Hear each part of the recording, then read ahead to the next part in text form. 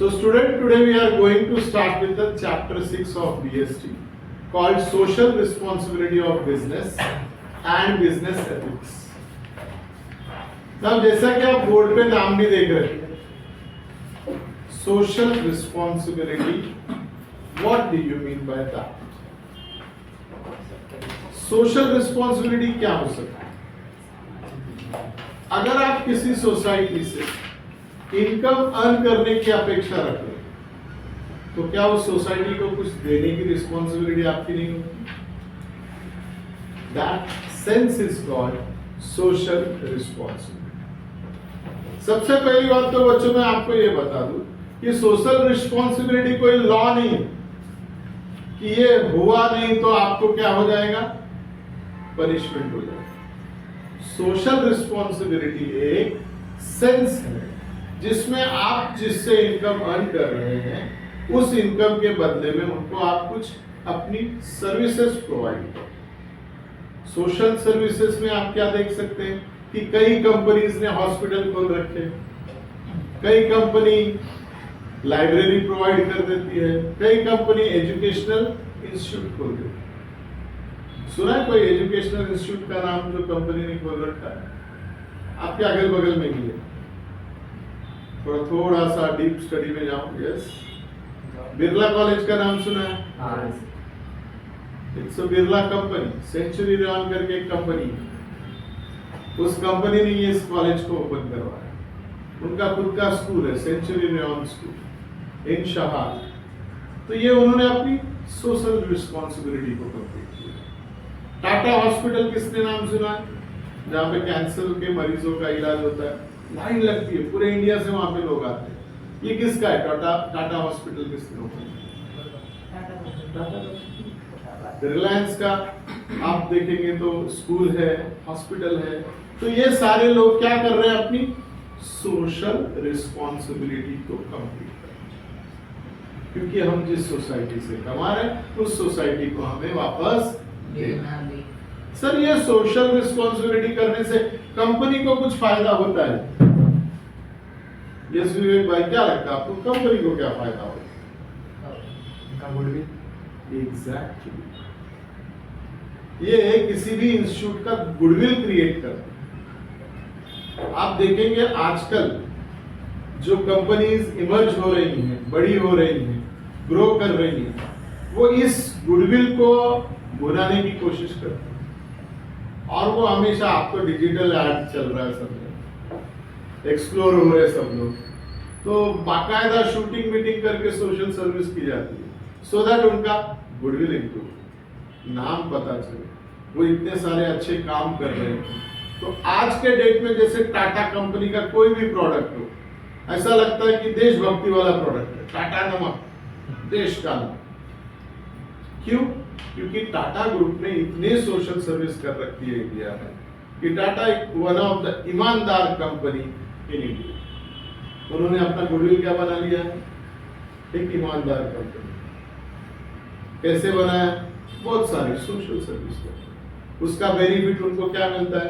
जैसे भी वो कोई प्रोडक्ट लॉन्च करते हैं, इंस्टेंटली बूम हो जाता है, because of goodwill created through social. So social responsibility की कैटेगरी देखिए आप।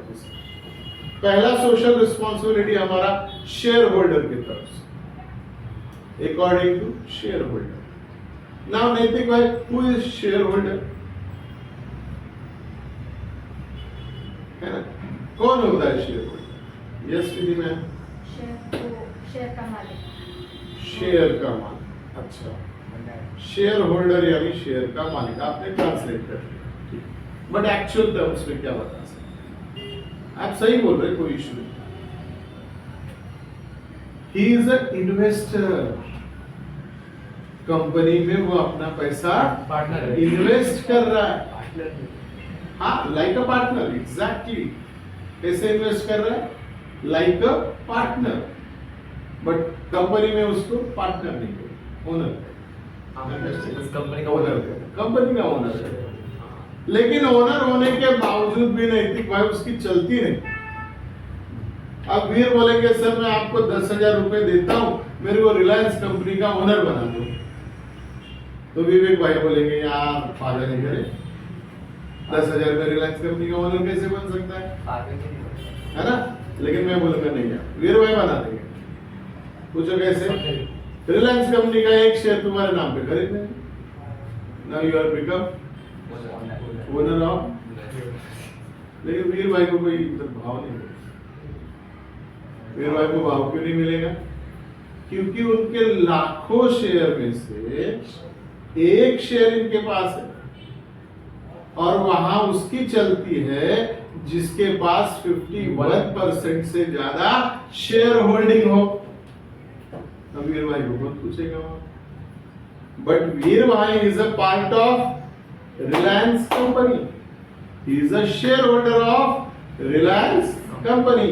तो कंपनी की जिम्मेदारी बनती है कि उसको मैक्सिमम डिविडेंड प्रोवाइड करे उसके इन्वेस्टमेंट के बदले में। ये सोशल रिस्पॉन्सिबिलिटी की कैटेगरी है। क्या समझ में आया आपको कि वो शेयर होल्डर के लिए क्या सोशल रिस्पॉन्सिबिलिटी है? कि वो हमेशा कंपनी ये सोचे कि मैं मेरे शेयर होल्डर को ज्यादा से ज्यादा डिविडेंड दे सकूं। और ज्यादा से ज्यादा डिविडेंड कब देगा वो? जब उसे ज्यादा से ज्यादा प्रॉफिट होगा। और ज्यादा से ज्यादा प्रॉफिट करने के लिए अगेन मैं उसी पे आ जाता हूं कि कंपनी को अपनी गुडविल मेंटेन करनी। गुडविल मेंटेन कैसी होगी? Through social responsibility. So first responsibility toward shareholder is to increase the profit of the company. Profit increase करने से भी क्या मिलने वाला है शेयर होल्डर को? डिविडेंड। क्या मिलने वाला है? डिविडेंड। What is dividend?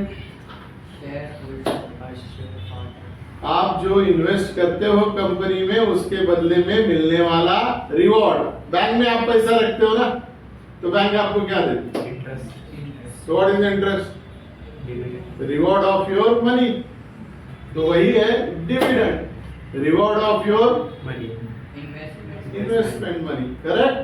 अब लोग कहते हैं कि नहीं सर डिविडेंड इज नॉट। अगर डेफिनेशन देखने जाओगे तो dividend is part of profit which are given to the shareholder by the joint stock company. ये हो गया एकदम बिजनेसमैन वाला डेफिनेशन। क्या है dividend? Part of the profit given to the shareholder by the joint stock company.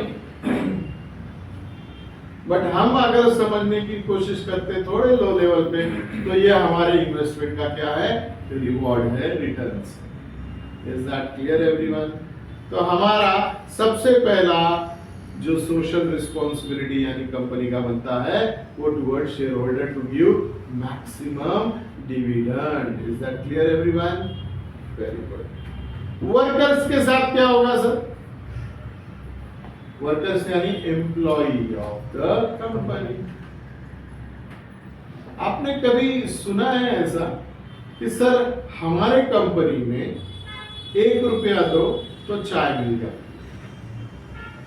5 रुपए दो तो खाना मिल जाता। ऐसा कभी सुना है? सुना है? पॉसिबल है सर 1 रुपए में चाय, 5 रुपए में खाना, वो भी आज के इन्फ्लेशन वाले डेट में। 10 रुपए की चाय इतनी सी देते, टकीला शॉट चाय। करेक्ट? कितने रुपए में? 10 रुपए में। और कंपनी कितने में दे रही है? 1 रुपए में। है पॉसिबल है? कब पॉसिबल है? जब हम वर्कर के लिए अपनी सोशल रिस्पॉन्सिबिलिटी दे रहे हैं। ये कंपनी ऑफर कर सकती है सिर्फ और सिर्फ अपने workers. They will provide medical facility, they will provide canteen facility, they will provide school education facility to them. ये कौन देता है? कंपनी। किसको देगी? वर्कर को पगार दे दिया तो बस नहीं हुआ क्या सर? बाकी सब तामझाम देने की क्या जरूरत? नहीं। ये हमारी क्या है?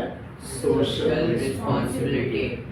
जो अपना खून पसीना हमें देकर हमारे कंपनी को प्रॉफिट दिला रहा है, उसको खुश रखना, उसकी फैसिलिटी के बारे में सोचना, उसके और भी अदर एक्टिविटीज को कैसे इंप्रूव करने के बारे में सोचना, ये हमारी सोशल रिस्पॉन्सिबिलिटी। इसी में आपको कई एग्जांपल ऐसे आएंगे कि बहुत सारे कंपनी के स्पोर्ट्स क्लब हैं, महिंद्रा एंड महिंद्रा, उनका फुटबॉल क्लब है एक पूरा, वहां पे वो प्रमोट करते हैं अपने ही वर्कर को for the sports,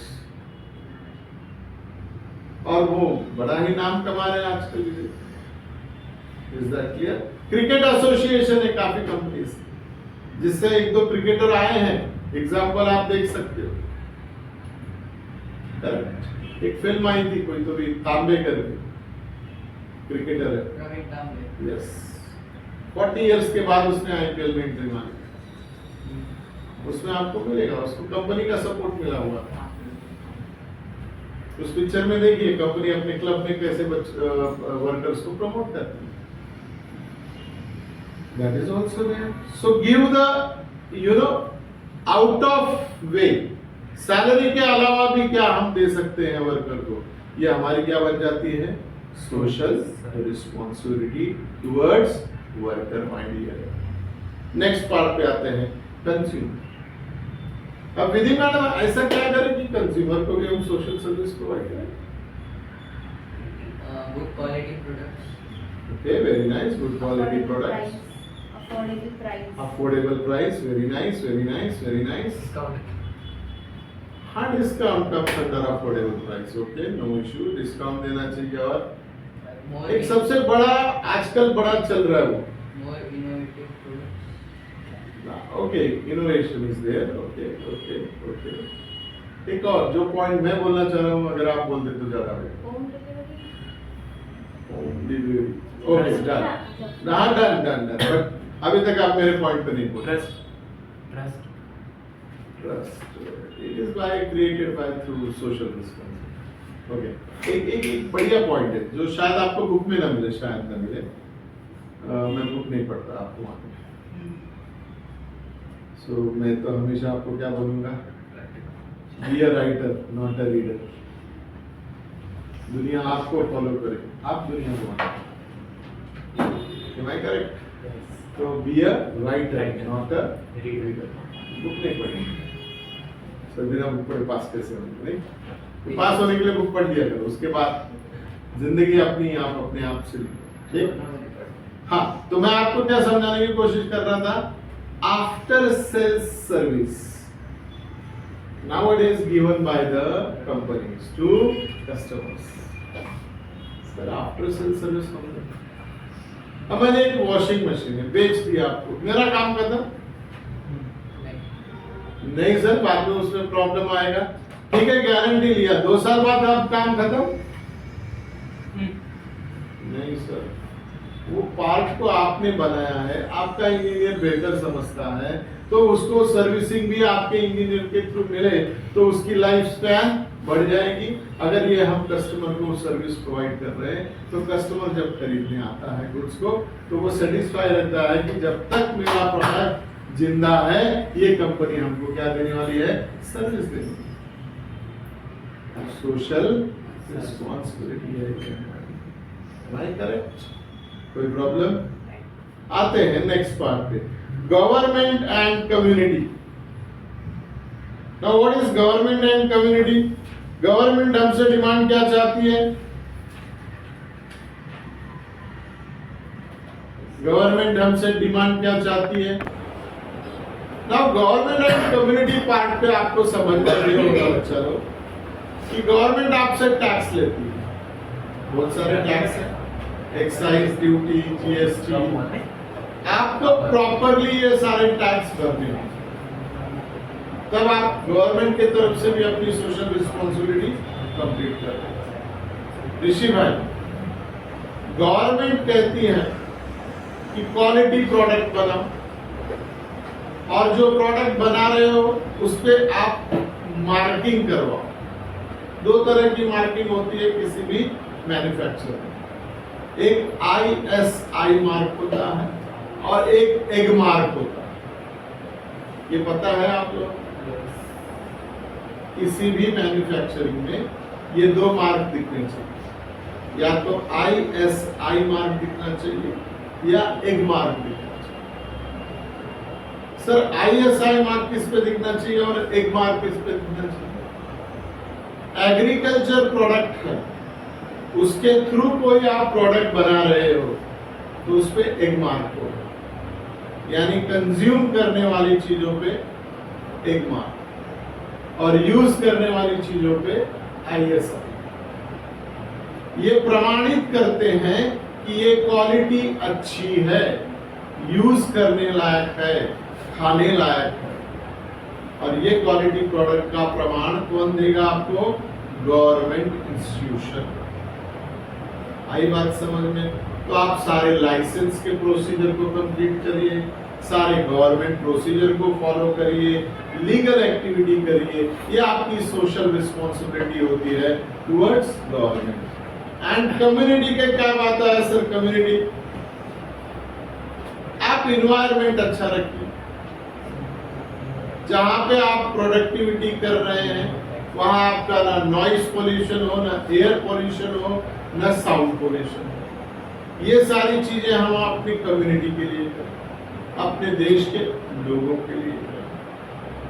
for example Indian countries के लिए हम कहीं फॉरेन में अगर कंपनी लगा रहे हैं तो वहां पे वर्कर भी हम इंडियन कम्युनिटी के रखें। तो ये हम अपनी सोशल रिस्पॉन्सिबिलिटी किसके लिए करते हैं? This will be covered in the first content, that is called social responsibility. Is that clear? कोई डाउट इस पे बच्चा लोग? अब आते हैं पार्ट 2। पार्ट 2 क्या कहता है? Environmental protection. हम हमारे इन्वायरमेंट को कैसे प्रोटेक्ट करें? यस, इसमें कुछ पार्ट है। Corporate social responsibility as per companies act 2013। ये रीडेबल है, आप इसको रीड करिएगा, ये सिर्फ जानकारी दी गई है। दूसरा पार्ट है argument for the assumption of social responsibility by the business. तो ये चीजें हम डिस्कस कर चुके हैं। फॉर एग्जाम्पल हम पॉइंट वाइज ही जाते, चलो यहाँ पे पहला पॉइंट दिया है justification for existence and growth. अगर हमें हमारी कंपनी को मेंटेन रखना है, स्टेबल रखना है, तो भी हमें सोशल रिस्पॉन्सिबिलिटी निभानी पड़ेगी। कंपनी को ग्रो करना है, आप ही ने तो कहा ना, सोशल रिस्पॉन्सिबिलिटी निभाने से क्या बढ़ता है? गुडविल बनता है। और गुडविल अगर अच्छा है तो आपका बिजनेस क्या होगा? ग्रो होगा। पॉइंट नंबर 2 दिया है long term interest of the firm. क्या आप 1 साल के लिए बिजनेस करना चाहते हैं? कई सालों तक बिजनेस करना चाहते हैं, और कई सालों तक बिजनेस करने के लिए आपको आपके पब्लिक में ट्रस्ट होना पड़ेगा। थोड़ी देर पहले किसी ने मुझे ट्रस्ट नाम भी बताया था यहाँ कि हम सोशल रिस्पॉन्सिबिलिटी किस लिए करते? For creating a trust. Am I correct? Point number 3 maintenance of society.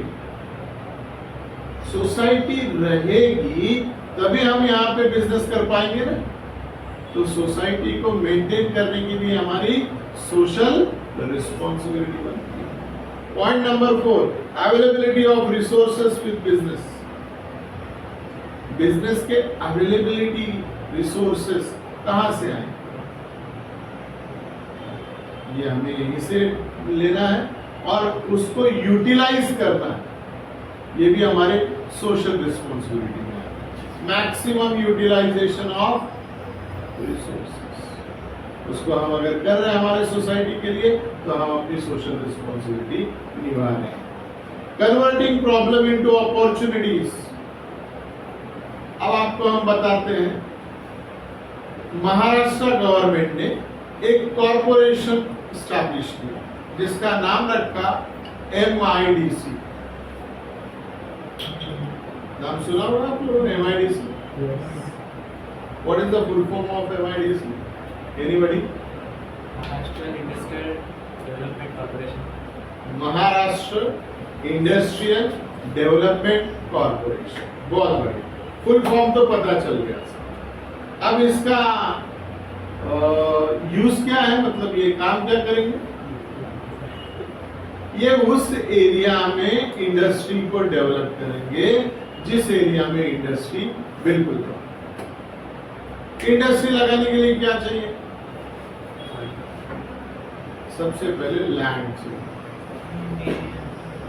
अब इन्होंने वो लैंड चुना जो एकदम बैरन था, जहां पे कुछ एक्टिविटी नहीं होती है। देखो अब बेकार लैंड है, ये है क्या क्रिएट करना, कन्वर्टिंग प्रॉब्लम इनटू अपॉर्चुनिटी।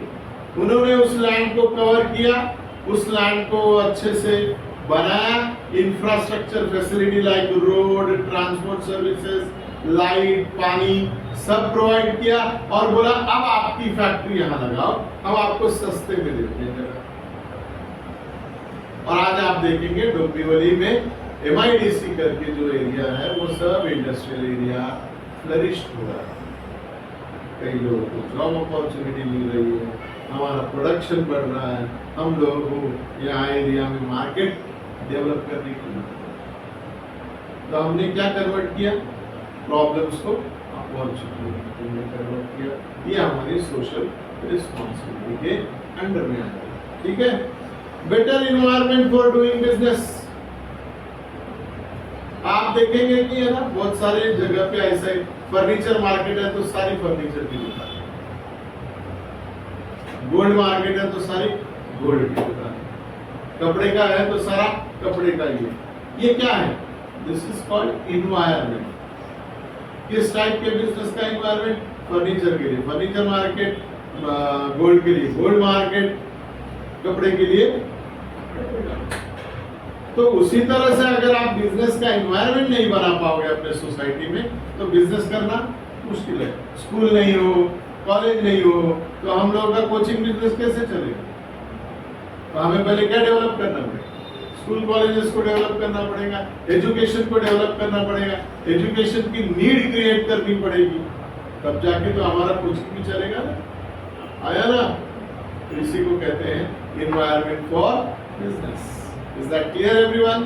और लास्ट पॉइंट है business head responsible for social problems.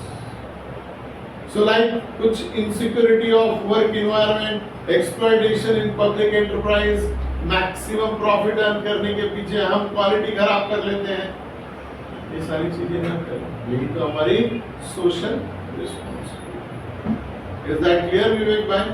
All points covered now. Now moving on to environmental protection. Next point क्या है हमारा?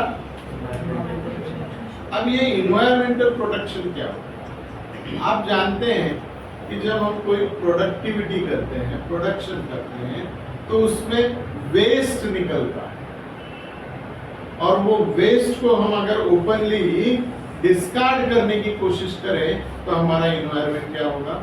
खराब हो सकता है। ये वेस्टेज के वजह से हम वाटर पोल्यूशन कर रहे हैं, ये वेस्टेज के वजह से हम एयर पोल्यूशन कर रहे हैं, और मशीनें जब चलती हैं तो वो साउंड पोल्यूट है। तो हम अपने इन्वायरमेंट को प्रोटेक्ट कैसे करें? तो गवर्नमेंट ने आज के डेट में बहुत सारे रूल्स भी बनाए कि अगर कोई फैक्ट्री अपना प्लांट लगाती है तो उस प्लांट के अगल बगल में ट्री प्लांटेशन करने की जिम्मेदारी,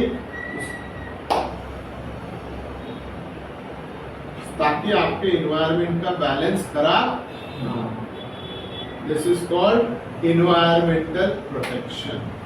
role of business in environmental protection. So जो टॉप मैनेजमेंट है वो हमेशा यही सोचेगा कि हम क्या क्रिएट करें, अच्छा इन्वायरमेंट बनाएं। एनवायरमेंट अगर खराब हो रहा है तो उसको किस तरह से दूर करें, चिमनी लगाएं ताकि जो भी एयर, पोल्यूटेड एयर हो वो एकदम ऊपर चला जाए। Chimney, you know what is chimney? जो आपके बेकार एयर को खींच के ऊपर एग्जॉस्ट कर, ठीक है? तो इस तरह की फैसिलिटी दी। हम डायरेक्टली वाटर में अपने वेस्टेज को ना फैलाएं, पानी खराब ना करें, किसी नदी में वेस्टेज ना डालें, उसको एक जगह रिजर्व करके उसको डिस्ट्रॉय करें। आई बात समझ में?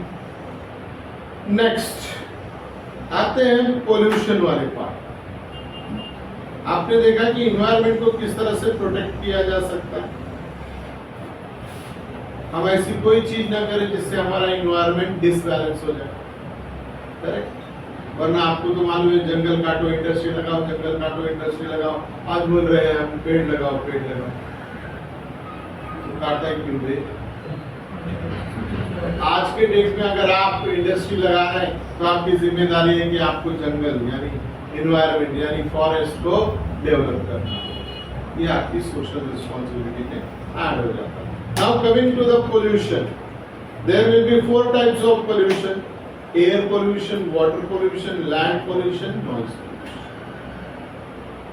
Air pollution, different kind of chemical आप यूज करते हैं और वो केमिकल जब इवेपोरेट होते हैं तो वो हवे में उड़ते हैं और हवे में हमारा एयर पोल्यूशन होने का चांसेस बढ़ जाता है। बहुत पहले यहाँ पे अगल बगल की जमीनें काफी सस्ती हो गई, क्योंकि यहाँ पे इंडस्ट्री है और इंडस्ट्री होने की वजह से यहाँ का एयर पोल्यूशन बहुत हाई लेवल पे चला गया। तो हमने क्या किया, यानी गवर्नमेंट ने क्या किया, रिस्ट्रिक्शन। आप एयर में इससे ज्यादा केमिकल छोड़ नहीं सकते और उसका इंस्पेक्टर रोज घूमते रहे। संडे को छुट्टी होती है, बहुत सारी कंपनियां संडे को अपना काम करते हैं। संडे के दिन आप एमआईडीसी एरिया से गुजरिएगा, देखिएगा आपके आंख में से पानी आने लगता है। That is of chemical. So air pollution करने का काम इंडस्ट्रीज कर सकते। Second, water pollution. जो हमारे केमिकल वेस्टेज होते हैं वो हम वाटर के थ्रू डिस्कार्ड करते हैं और वाटर के थ्रू जब डिस्कार्ड होता है तो किसी न किसी वाटर सोर्स में जाके मिल जाता है और गलती से वो किसी नदी में मिल गया और नदी का पानी हम फिल्टर करके पीने वाले हैं, तो हमारा वाटर जो ड्रिंकिंग है वो क्या हो सकता है। तो इससे बचने हमें यहाँ पे नेक्स्ट आता है land pollution. What is land pollution?